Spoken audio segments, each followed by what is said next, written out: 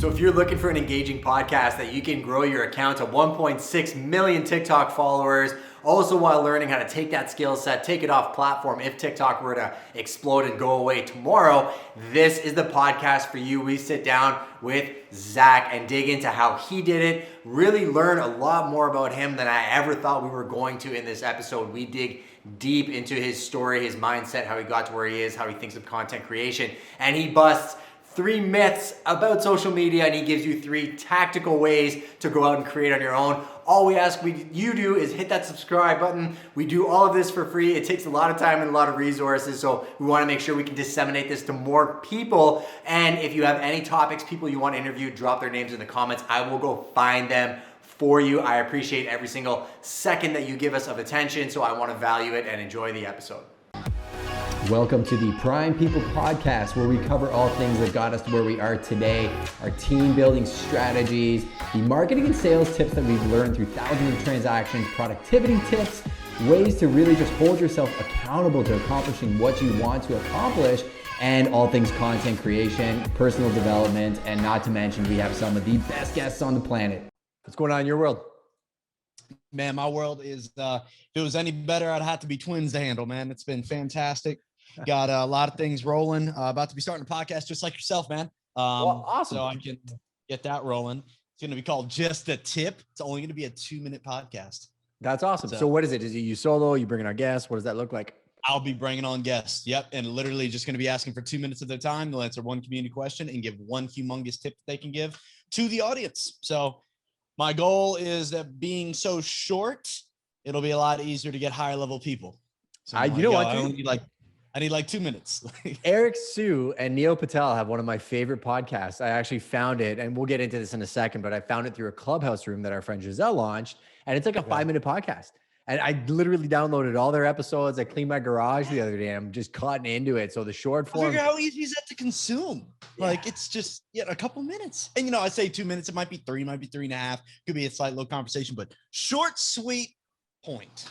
Yeah, it's like Peter McKinnon's 2-Minute Tuesdays, where he's like, all right, I'm going to teach you how to do this on Adobe Premiere. 9 minutes later, you're still watching the video, right? But 2-Minute Tuesdays. Yep. So let's go origin story first. I saw the Batman box behind you. What's your origin story? You got bit by a radioactive spider. Like, how did you become Zachary Loft? No radioactive spider, no tesseract. My parents are alive and breathing, thankfully.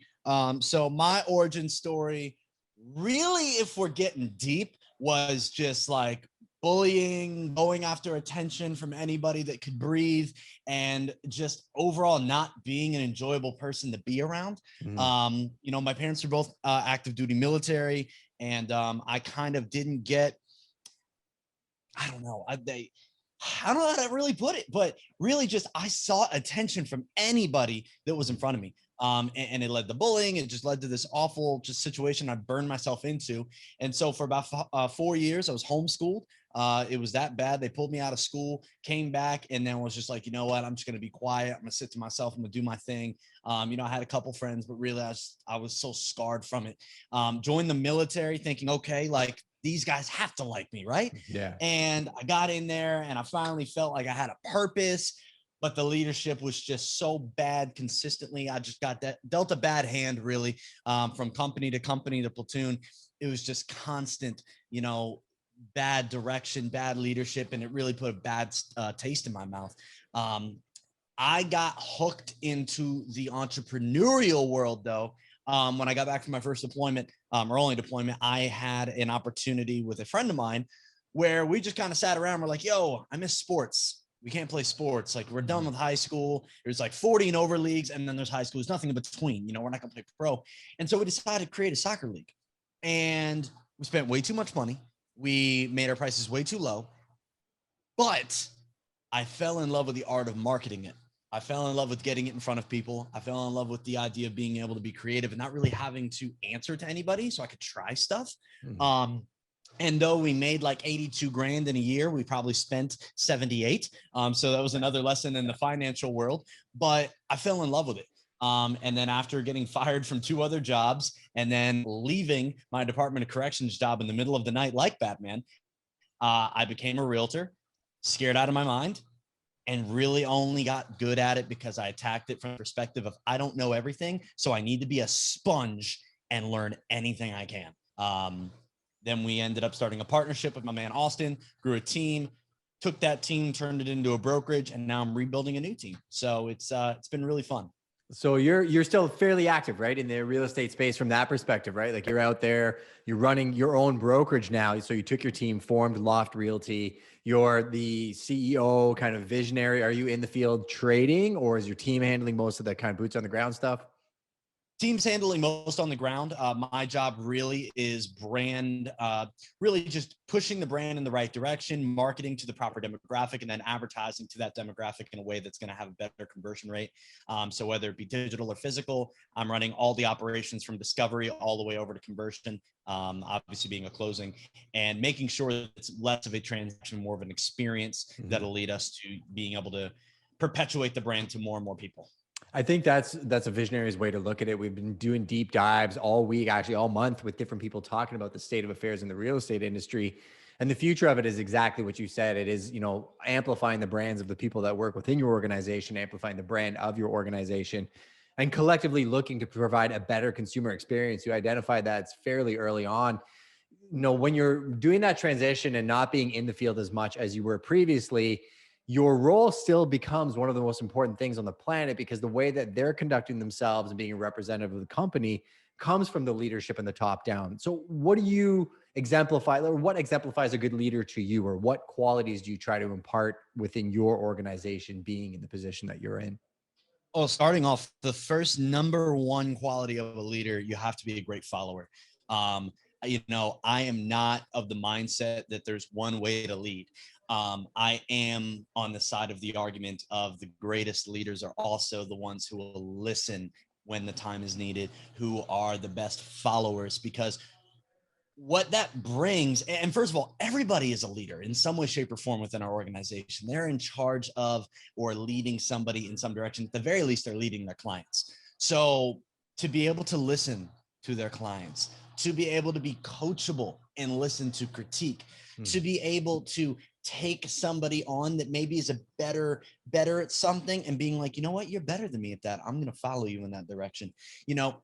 Having the humility to understand you're not the greatest at everything is pivotal. And for everybody within our organization, I'm completely okay with the type A, but everybody's a team player. Everybody from admin to agent is a team player. That is humongous. Yes, we have our consistent branding. Yes, we have our consistent systems, our consistent scripts, but you have to understand that somebody selling up in Newcastle for our team, which is up north Delaware, is just as valuable selling down south, middle. Everybody's deals, helping putting money in the pot for all of us. Every client that's happy and leaves a review is another good look for all of us. And I just look as kind of the person overseeing everything, making sure that all the gears are well oiled, that every client is getting the same exact experience, and making sure that all the leaders within our team are simply on the same page.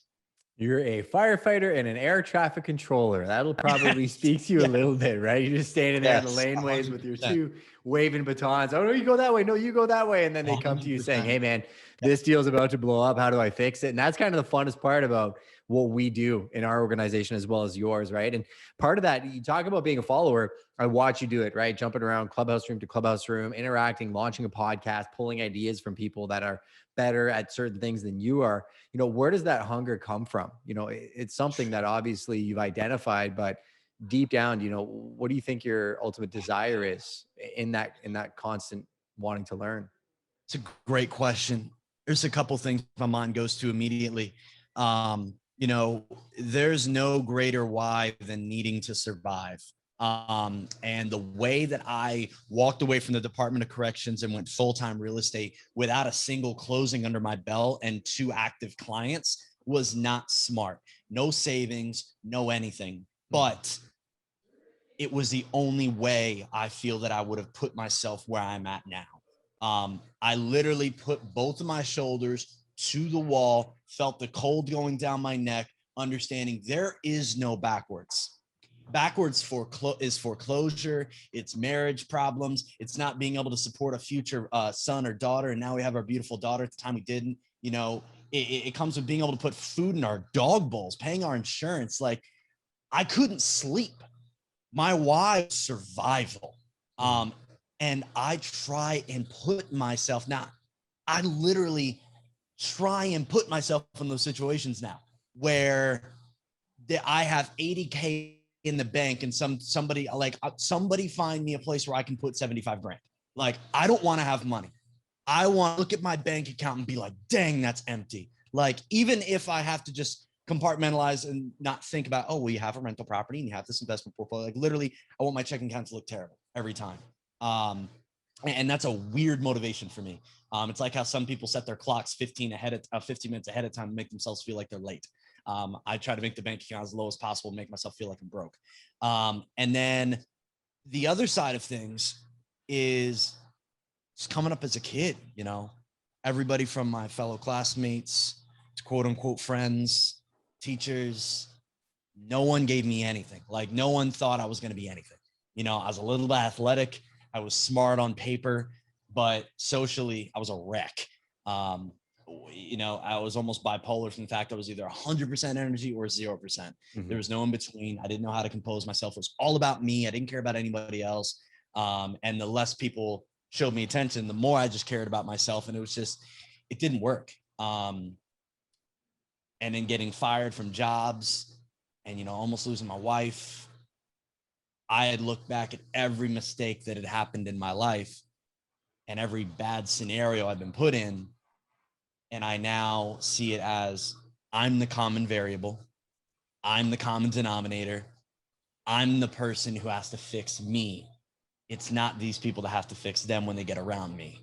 And so one of my biggest whys is just consistent growth. Business, personal, spiritual, mental, as a dad, as a husband, as a friend, just growing. I'm young, I'm stupid, I'm not perfect. I make mistakes every day, but as long as you are just one step better than the day before, you can rest your head on that pillow. And so those are like my two biggest whys. I love it, man. Honestly, I'm super happy that you went that direction, because I think people look at people in your position and say, oh, he's got 1.6 million, views on their followers on TikTok, and he's got this big social platform. But the first thing that comes with that is a lot of pressure, dude. Like, from the outside, people are going to pass judgment on who you are. They're going to pretend that they know you when they don't know anything about you. You given that context, I mean, I've learned a lot about you just in the couple minutes we talked, but my definition of somebody who is successful is somebody who adapts to what's happening in their life, right? I was a mess. There's a lot of people in my past that probably pass judgment on me now. And I put about 0 seconds thinking about that, because I can't affect what they think about me unless they continue to learn more about me and understand the person that I'm trying to become, the person I am today. And I'm still going to make mistakes, right? And I'm going to get egg on my face, and I'm going to try and wake up and find out what those flaws are, the things that I do want to improve on, the things that maybe I don't, things about my personality that make me uniquely me. And if you like that, well, that's who you're going to get. And if not, I'm not going to change. So that's going to stay the way it is. But, there's major things, I think, that guys like you and I, at the age that we're at and the world that we're going into, we're starting to realize that there's another game out there, right? It's not just about the attention. It's a different thing. There's people playing at different levels. We've peeked behind the curtain. What fires you up in your growth? Like, what are you trying to change in a positive light for, say, your future? Like, what are the main components that you're working on for Zach right now? For me right now, that IG live, apparently the audio is coming crazy. So, yeah, no worries. So for me, right offhand, as just me being a human, one of my biggest drives right now is to set up what my legacy is going to be. Mm-hmm. Where's that going to be with my family, with my friends? Gary Vaynerchuk put it well, what are they going to say at your funeral? Who's going to your funeral? I want to live a life that's remembered for what was a part of it, not for just my life, but for what came of my life. What was started, what was achieved, what buildings were erected, what foundations were started, who was affected. One of my biggest things is, people call me an influencer, which I hate that word, because everybody is an influencer. It just is a matter of how much your influence is. You know, how big is your influence? How small is your influence? I know people that have millions of followers, but have zero say on what anyone does because they have no impact. And that's what I want to be. I want to be an impactor. You know, people like the Gary Vaynerchuks of the world, they meet a kid for a minute on the street of Chicago. And, you know, that 1 minute can impact that kid's life forever. And you don't have to just be a Gary Vaynerchuk to make that happen, or a Tom Ferry or a Grant Cardone or whoever. You know, I can look back in times in my life where just one conversation with some random person can shift my trajectory. You know, talking with one business owner put me onto books, which led me to be able to understand business, which led me to understanding where the gaps were in the real estate world, which led me to doing video. And that all came from a random conversation at a restaurant with a business owner.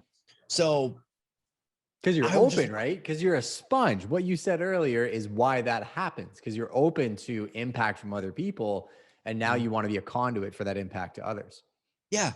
Yeah. And that's huge. Being a conduit is a great way of putting it. I want to be the person who can teach others my mistakes and then do that at scale.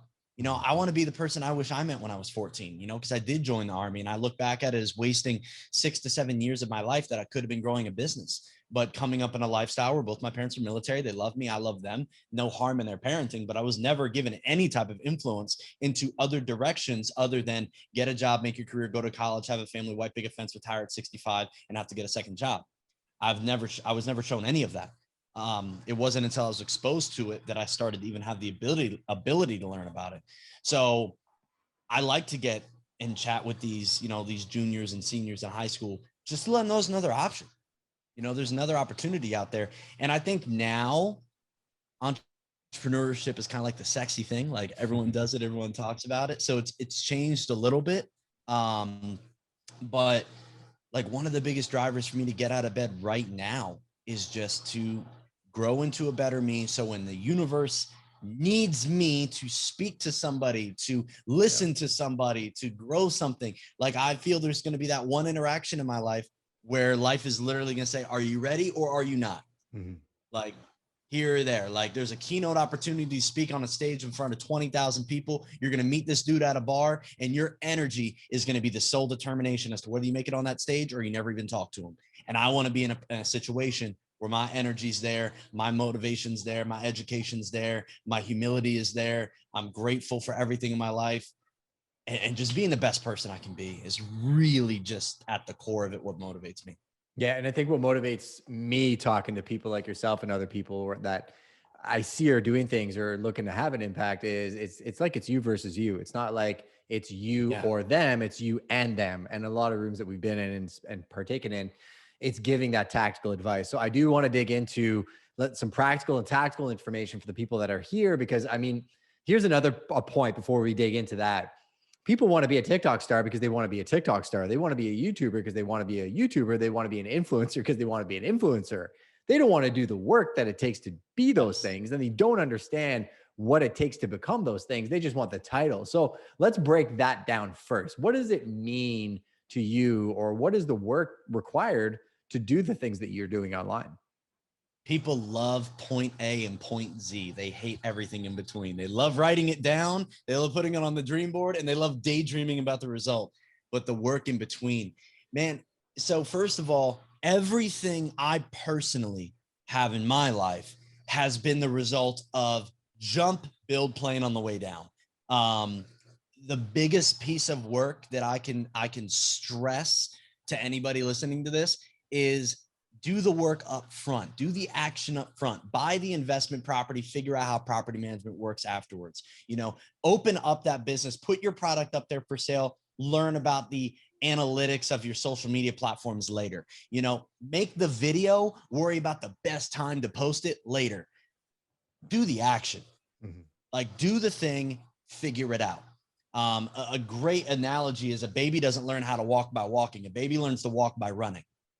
A baby gets up and runs, falls, runs, falls, and then learns how to walk. So we want this slow, get up on one knee, get up on two. Okay, let's stand up. Let's waddle around. And then we fall down, we quit. So the work that goes into, I'll say the three things, the real estate side of things is day to day to day to day consistency.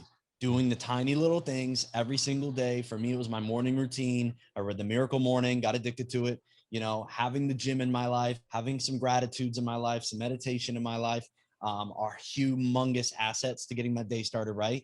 Typical lead generation. I don't just sit and cold call. I DM, I make videos, I go live, I send video and audio messages to my clients' database via text. And then appointment / networking. My first year, it was 9 to 12 for lead generation, then a lunch until 12:30, and then I would have appointments. Whether I went to a broker's open, someone's random open house, had lunch with somebody, went golfing with somebody if I didn't have a buyer listing appointment. And if I didn't have anything, I would go door knock. There wasn't a single day out of 7 days I wasn't doing some type of business building action. It's very easy to be busy. It's a lot more difficult to actually have forward motion facing tactic or tasks, you know, tasks that are actually putting me in a more forward position than I was when I started the day. It's very easy to just do tasks. You know, it's very difficult to find out what's the one thing that's going to make me better for doing it today. Well, let's talk about that for a second. I mean, I'll throw a real estate agent in there with as well. The amount of people getting licensed right now because they just see real estate market's on fire. They want to be a real estate agent to see what, you know, Ryan Serhant does on TV, not because they actually want to do the work. And you and I know in the real estate world, people will be like, okay, I'm going to get my business cards perfect. And then my signs, and then I'm going to do this. And then I'm going to do that. And then I'm going to do that. And I'm like, okay, why don't you just go to some open houses and show that online and do that consistently? What you just mentioned are tips that everybody should rewind this episode or go to the YouTube channel after, hit that subscribe button and replay and take down those notes, because what you said is what I force people to do on this team quite often, where I'm like, hey, I'm doing this appointment, just come out with me. Like, yeah, it's a listing I'm going to list. You're not involved in this one, but show me that you're willing to put in the work, and then they'll be involved in the next one. Or they take an Instagram photo showing that they're on a property without a story, and one of their friends sees that, oh yeah, you're out there selling real estate. By the way, I got to do this. Yep. They do it consistently. Nothing might happen for the first 3 or 4 weeks, and they feel like nobody's calling me. Nobody wants me to list their house. I love two things. I love that you can't get a six-pack by eating clean and going to work out once. And I love that you can't be a successful realtor by making one video. I love the fact that those two things exist, because nobody wants to do the work. Everyone wants the result. Everyone wants the result. But listen, if there is a sweetness to the result, that means there's a bitterness in getting there. If it's easy to achieve that result, the sweetness of the result isn't there. Mm-hmm. I don't get an endorphin rush from walking upstairs to downstairs, because I walk every day, but it's a daggone miracle that my legs work, I'm breathing, and I got a house to even walk in. I should be getting an endorphin rush, but because it's so easy and day after day after day, it doesn't have it. Mm-hmm. Now, if I was paralyzed from the waist down and at once out of, like, you know, for the first time in 20 years, I was able to do it. Heck yeah. It's about perspective. But when it comes down to the real estate realm of things, people don't want to make the video telling people about the market update. They for sure don't want to make content that shows who they are as a person, because they'll be viewed as unprofessional, and no one wants to work with a person who has a beer on a Saturday night or golfs on Fridays. Like, come on. People want to know who we are. And it's to be tactical with it. I'm putting up at least 10 stories a day on Instagram.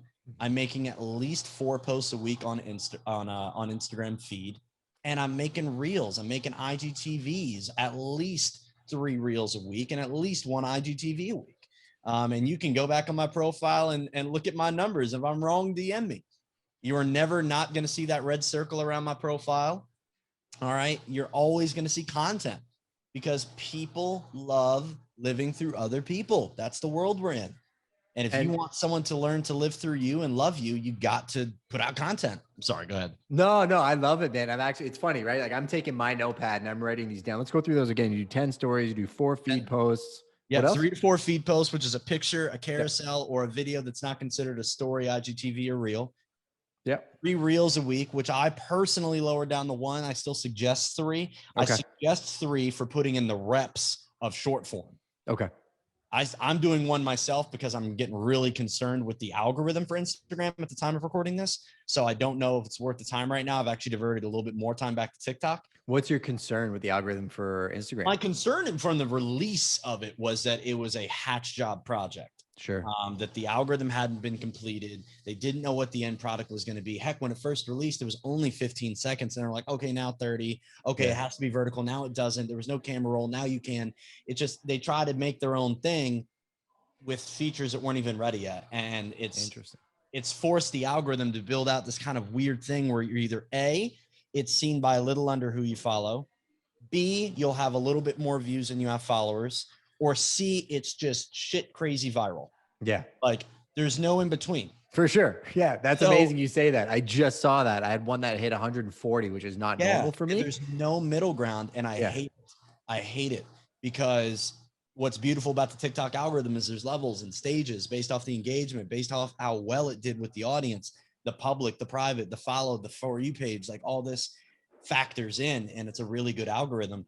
And YouTube Shorts, from what I'm understanding, is creating one that's equally as similar as TikTok, but they're taking their time. I've noticed that too. Sorry to cut you off. So like I'm just dabbling into the TikTok world now, and YouTube Shorts is growing my channel faster than my actual videos, but it's steady. I can almost tell you how many I'm going to get. It's like 3 times my actual subscriber count, but it's consistent. So I am noticing something there as well. Yeah, Shorts is huge. It's basically TikTok, but 2 different things. Or I'm sorry, 3 different things. It has experience in monetizing itself. TikTok does not. ByteDance was one of the first times they've had to monetize themselves outside of their own P&L. B, they have Google backing them. So they have all the information, analytics, and employees. And third, they're an American-based company. Yeah. We've already had the Chinese controversy. I firmly believe that once YouTube Shorts has its feet square in the sand and ready to rock, that some controversy may just pop up out of nowhere. I don't know. Maybe the largest search engine on the planet could have something to do with that. But yeah, Black helicopters, dude, they're gonna coming for you. Yeah, man. I don't think it's gonna take much. No. I also know as Google has enough money to walk up to, a low life like me and say, hey, brother, 25K, don't ever make a TikTok again in your life. Come over here. Yeah. Okay. All right, cool. I'm gonna go invest this. And I'm going to start making YouTube Shorts. Like you walk up to the Charlie D'Amelio, here's your $5 million deal. You have 72 hours to let your TikTokers know you're going to be on YouTube.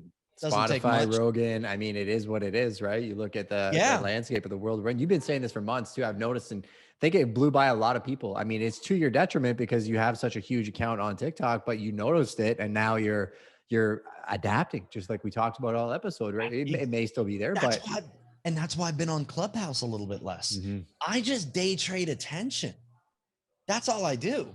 I do exactly what Gary Vaynerchuk says. He says, I day trade attention. So if the newspaper pops tomorrow, guess who's going to have a newspaper ad and hitting up my boys to get me an article? It's going to be me. Like, I'm not against any form of marketing. I am against beating up a dead horse or putting in an hour into something that's going to yield me 4 times less the results of putting an hour somewhere else. Sunk cost fallacy, right? Say again. The sunk cost fallacy. I'm not going to do that deal, or I'm not going to buy that house because I could have got it $100 cheaper a year ago. But instead, with time versus attention, instead of dollar versus dollar, it's just time versus attention. If I see that going live on Facebook is getting me more interaction with more people than anything else, I'm gonna go live for 3 hours. But if I find that my YouTube channel, even with no backing already, is starting to get more interaction and I can monetize myself, and that's where I see Shorts are going, I'm going to take some of the time from these other platforms, and Clubhouse is going like this. And I really feel that someone's going to meet them right here on their decline and take their audience. I've said it before that I think Clubhouse is MySpace. I think somebody else, whether it's Facebook, I know Twitter has a good one, or another individual social media, is going to pick up where they had some screw ups. Personally, could be 1,000,000% wrong, because someone keeps evaluating them at higher numbers. I don't know how, because they're not monetizing, but regardless. And with YouTube right now, I'm seeing there's a lot of room for growth there. And I am also finding that when I take 15 minutes and I talk with my ISA, like I'm seeing better results for her for the next 3 days. So like every 3 days, I'm having a little 15-minute call with her. it's about finding the time in your day that's most valuable. You know, I also found that I wasn't giving enough quantity of time. I was giving great quality time to my family, but I wanted more quantity. I wanted a little bit more, you know, let's go on some walks, you know, let's go to the trampoline park, you know, yes, when it's time for us, phones off, eye contact, playing, all that, I wanted more quantity. For me, when I talk about legacy and what lives on past me, it's huge. So I gave myself more quantity. So yeah. And with stuff like this, I'll stop whatever I'm doing to do a podcast just because it betters you, betters me, betters our audiences, makes us better in front of a microphone, better in front of a camera. You know, I'm standing now, so I'm not sitting. It's nice. So it's, you know, life is just about constantly being self-aware. Yeah. And I think just to let people in on why we do things like this, because I mean, you and I would have these conversations off channel regardless, just to get better. What do you see coming?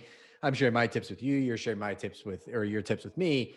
But the reason we record it and we air it is we want to put it out there that these are the things we're trying to accomplish. These are what we're seeing. We're not afraid to put our opinions out there, knowing they may change in one direction or the other. But the real trick is, a friend of mine asked me this yesterday. I'm going to do a vlog about it next month. He's like, what are you actually doing today? Like, I should probably lay that out start to finish so they can understand what we do. But we're finding ways to stay ahead of the curve. Because if we're acting in a world that, you know, there's really three groups of people that play in it. There's the very first movers that are higher risk and will go into a neighborhood and buy real estate when it makes no sense. The dollars, the cash flow, the analysis, nothing makes sense, but they see something there that nobody else sees. Then you'll have the second movers, which is typically the artists and the creatives that move into a neighborhood because it's starting to get hip and it's cool. There's some really funky restaurants, but still a little scary because it used to be a dangerous area. And then there's the third group that comes in once their kids start telling them about these awesome restaurants and areas, then they start buying up all the real estate and it's too late. The creatives move out because it gets gentrified and it's not cool anymore, right?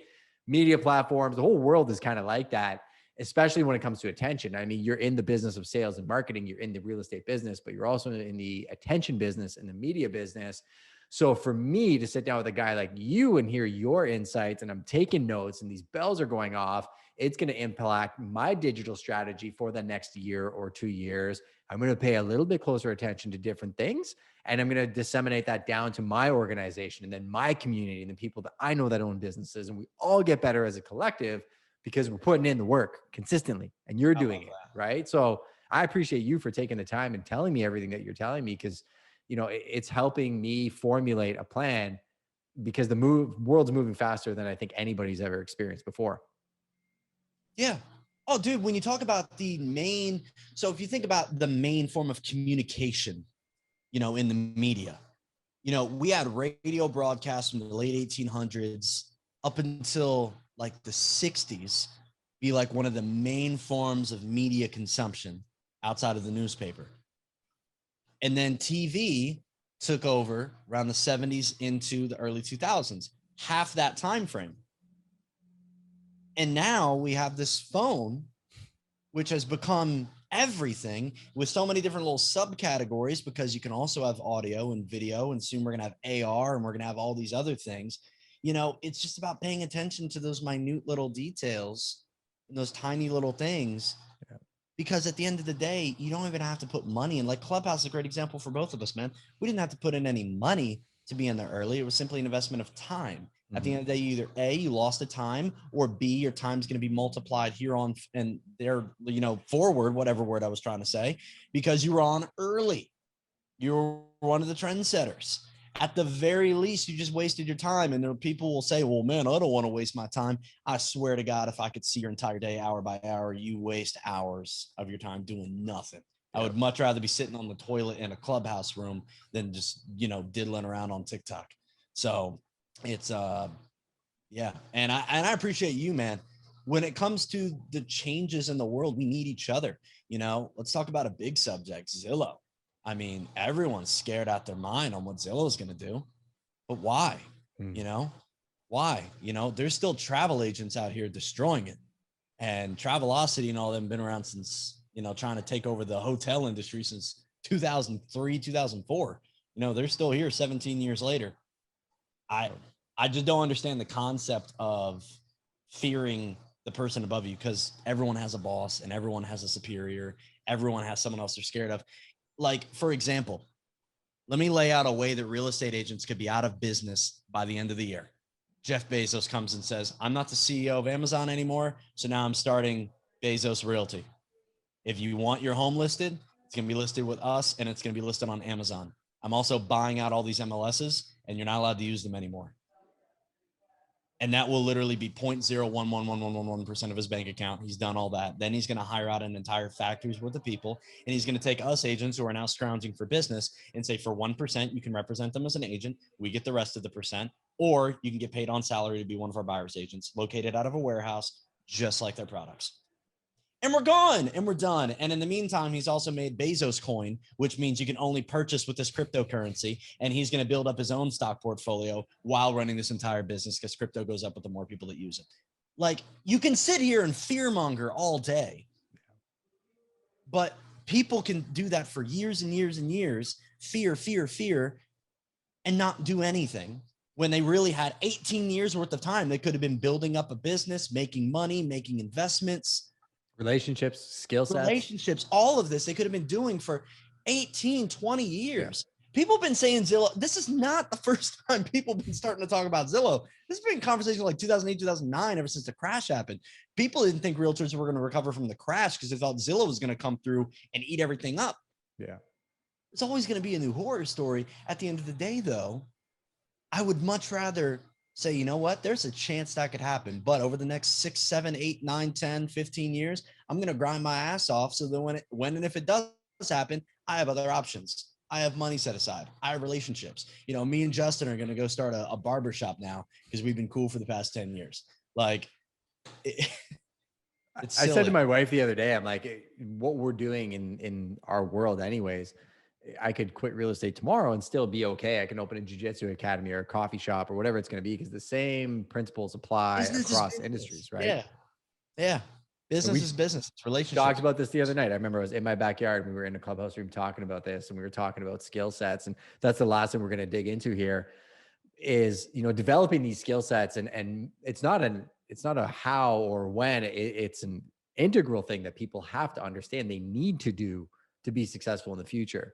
You know, when was the first time you ever put out a piece of short form content? Or take me through that TikTok journey, because I know a lot of people watching, they see the numbers, they want to get there. Cool. We talked about the work. Like, walk me through the actual work of what it took you to identify that that's something you wanted to do, develop the skill set, and then, you know, adapt along that journey.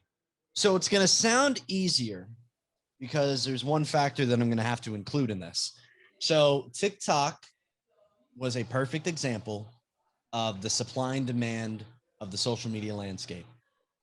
Tons of people consuming, not a lot of people creating. That's why IG Reels has people going viral. That's why TikTok still has people going viral, because there are way more consumers than there are creators. It's the reason why YouTube for a while was getting extremely difficult, because everybody was trying to get a YouTube.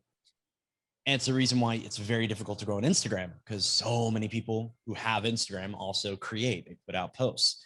So with TikTok, early 2019, I had a friend of mine put me onto it. I ignored him at first, picked it up in April of 2019, and I just started making videos. I was watching, I was consuming, I was learning the same exact way I played basketball, the same exact way I'll play chess, the same exact way I'll play, you know, as being a chef at a restaurant. I'm going to get on YouTube and I'm going to watch these other people do it and learn. Mm-hmm. So I sat and scrolled TikTok and just scrolled and scrolled and scrolled. Had it in my calendar to scroll TikTok to learn if this was going to be viable to put my time into.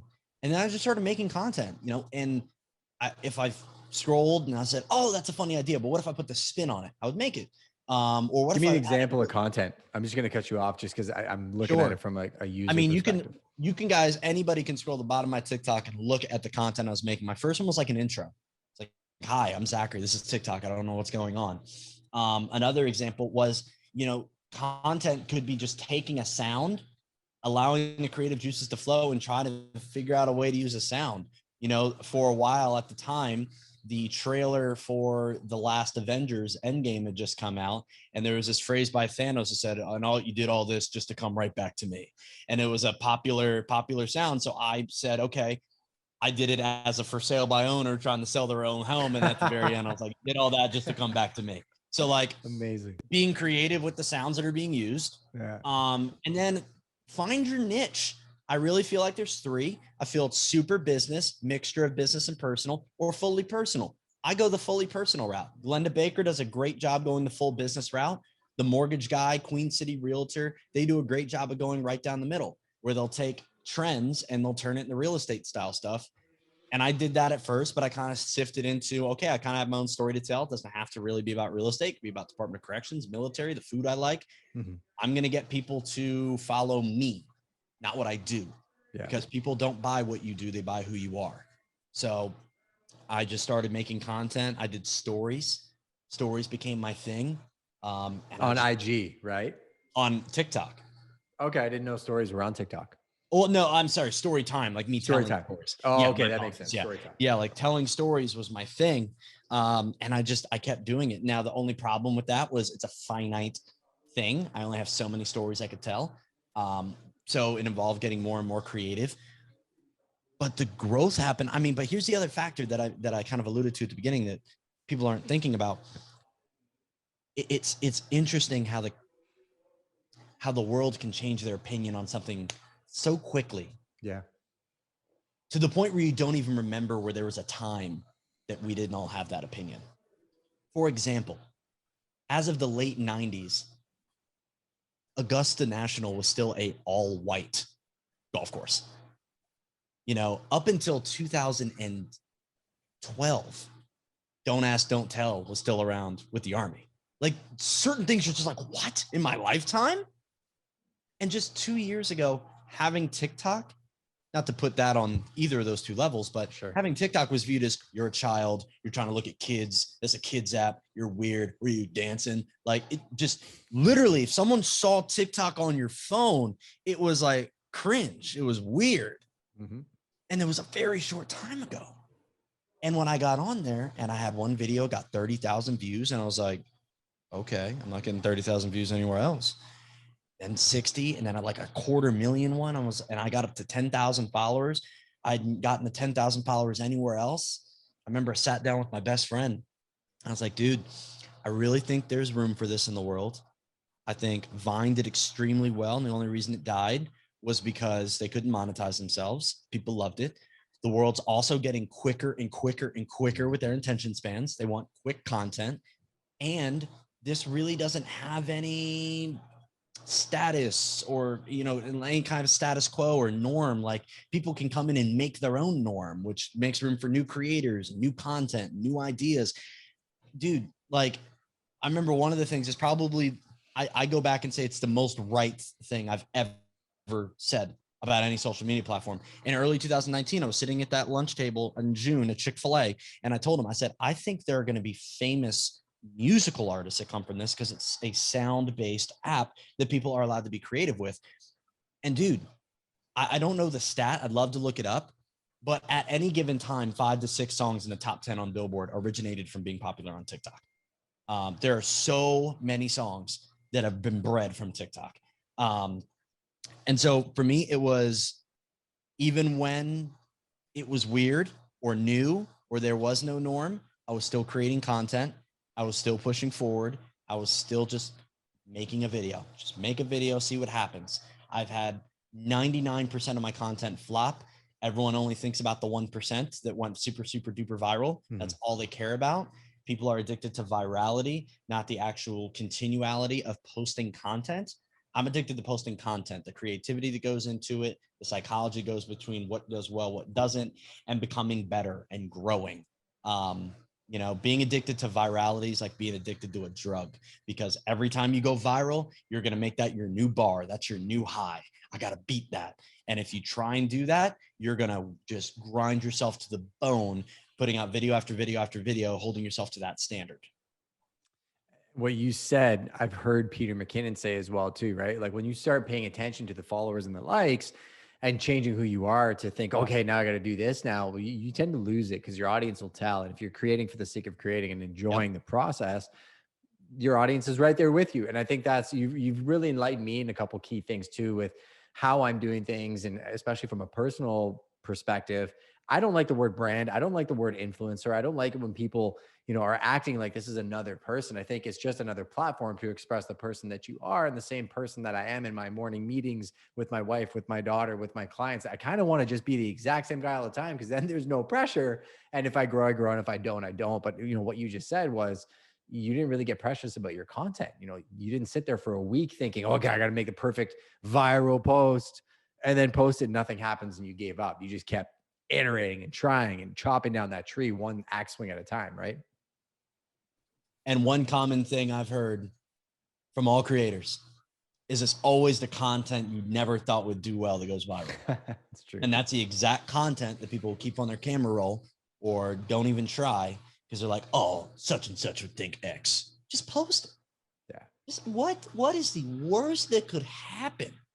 Like, it's just the craziest thing, because between TikTok and Instagram, Facebook, and just all these places just posting videos about being silly, just being who we are, it has led to so many amazing relationships, so many amazing transactions, because we vibed. It was natural. It was normal. They knew who I was. And if they came to us, I pretty much knew who they were too. Like, we weren't getting the Karens or the Joes. We just didn't get those people. We don't have those people in our ecosystem as clients. We just don't. And if we sniff it out, we say, we don't think we're going to be the right vibe for y'all.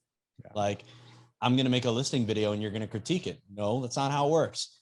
You leave the house, we make the listing video. Sometimes I don't know what it's going to be when you walk out of the house, but that's the way we do things. And it's led to us being successful in marketing. So to anybody listening to this, social media, family life, business life, whatever life you want to pick you, and who you're going to be. Pick you. Don't try to fabricate yourself. Don't try to put on some type of air that you're some kind of a different person in order to win business or friendship or whatever it may be. Because at the end of the day, if you win with that facade, you have to keep up that facade. And now you're stuck in a bad situation where either A, you're going to change yourself, B, they're going to see through the fakeness, or C, you're just going to be miserable. Be yourself. It's not worth it to go that other route. Actually, one of my favorite TikTokers is Iris on my team. She's out there listening to the podcast, and her personality shines through her TikTok. So I would encourage people to listen to exactly what Zach said. So before we wrap this up, I want to ask you 3 actionable steps for the audience right now if they want to go out and create content. And then I want you to bust the 3 biggest myths that you think people think about these applications and the algorithms and all the magic or voodoo that happens behind the scenes. Got it. 3 steps. 1, take out your phone and turn on the camera. Stop thinking you have to have this DSLR, great setup, awesome mic, awesome lighting. You want a mic, it's attached to your phone. You want lighting, sit in front of a window or go outside. Done. Make the video. B, stop thinking that everything has to be professionally edited. Every single thing I know, actually, I'll save that for a myth. Number 2, on action steps, pick the 2 social media platforms you're going to destroy, write them down. All right. And why you want to destroy those based off the demographic that's there, based off the type of content that likes to get posted. Are you a long form addict? Then maybe you want to go on YouTube and focus IGTV on Instagram. Maybe you're a great writer and you want to focus on your blog, on your website, Google My Business, LinkedIn, and Facebook. I'm very short form. Maybe you want to focus on Twitter, TikTok, Reels, Shorts. Find and be self-aware of where you're at. Write down the 2 you're going to kill and focus on those 2. Stop trying to be the jack of all trades in every single world. I'm not amazing at long form, trying to get better, but I understand I am best in the world of short form. And the 3rd actionable step, stop trying to impress everybody. Quit trying. All right. You will never make the best content. You will never be your true self if you are worried about what everyone thinks about you, because I promise they don't care even a 5th as much as you think they care. If you knew how much people actually thought about you, you'd be very disappointed. And here's the other thing, what they think about you is none of your business. So just be you, be positioning yourself in the right place in everyone's mind of who you are, why you should be working with them. But at the end of the day, it needs to be centered around you being your true authentic self. 3 myths. Number 1, you can be shadow banned on TikTok. No, you cannot. Shadow banning is not a thing. It does not exist. If your content's not getting love, it's because your content sucks. That's pretty much it. Number 2, TikTok is going to die. I don't care if it dies. The art of short form is going to take over the world. So whether TikTok dies, cool. There's going to be another one called Kaluga. Then there's going to be one called I Square. And then there's going to be one that's called 123 Main Street. I don't care. The fact of the matter is the type of media is going to rule the world, because we're quick on our attention spans. Augmented reality is right around the corner. You're literally going to be walking down a sidewalk and you're going to see a 15-second horizontal clip of me saying, hey, you thinking about buying? But based off your search results, blah, blah, blah, blah. And you're going to be just seeing it through your AR glasses as you're trying to grab a coffee. And there's me doing a TikTok dance. So it's going to be, that's the world we're going to live in. So the thought of something's going to die shouldn't worry you. You know, Clubhouse is going to die. Well, if you want to get better at speaking in front of people, if you want to get better at speaking live, understanding there's no pause button, no record button, I better nail this now. And if you want to nail the networking world, it's a great place to be. All right. And then the third myth would be the myth that Zillow is going to kill the realtor. It's not going to kill the realtor. It's going to kill the person who thinks Zillow is going to kill realtors, if that makes sense. It's going to kill the people who are living in fear. It's going to make you not want to get up out of your bed at 6 a.m. and you're going to sit there till 8:30 and you're going to waste hours, 2.5 every day. Over the year, you've lost months. All right. You're going to be sitting on your computer thinking, oh, what's the use? They're just going to go to Zillow, and you're not going to do the work you need to do. You're going to think, oh, my video is only going to get 30 views. Why should I even make it? Someone else is just going to do it. And you're going to put yourself in this mindset and spiral to the point where you put yourself out of business. I believe it's a self-fulfilling prophecy. I believe the people that aren't good enough but still want to succeed will join teams. I believe the team leaders are going to be the people who are the foresight in this business, that are doing everything they need to do to see what's happening, adjust, fire, pivot, and move forward.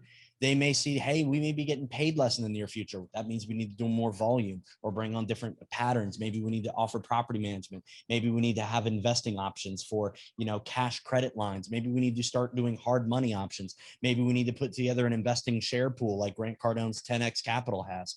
There's so many different things we can do, but we're stuck in, this is the way we did it in 2004. And I think that's the people it's going to kill. So I don't think Zillow's killing any realtors. I think Zillow's allowing realtors to put themselves out of business. Yeah, I think cream rises to the top. The only person that should be scared is somebody that doesn't have any other value other than what they're providing. So if you don't have any other value, go find some. They can't go to a coffee shop and buy $100 gift card. They just can't do that. Things that we do, right? It's a completely different game. So I appreciate you, brother. Where am I going to drive my audience? If they all want to meet you, DM you, blow you up, give you some love, where am I sending them? Instagram, man. Come to the DMs, guys. Just feel free to DM me. If you're watching this, listen to this, tag it. If you made it all the way to the end of the podcast, man, rate the podcast. Whether you're on YouTube, leave them a Google review. That's all on Spotify, right? It's everywhere. Oh my God, Spotify, Apple, please leave a review, guys. You listen to this, that helps. But those reviews mean a ton, guys. There's a lot of work that goes into this.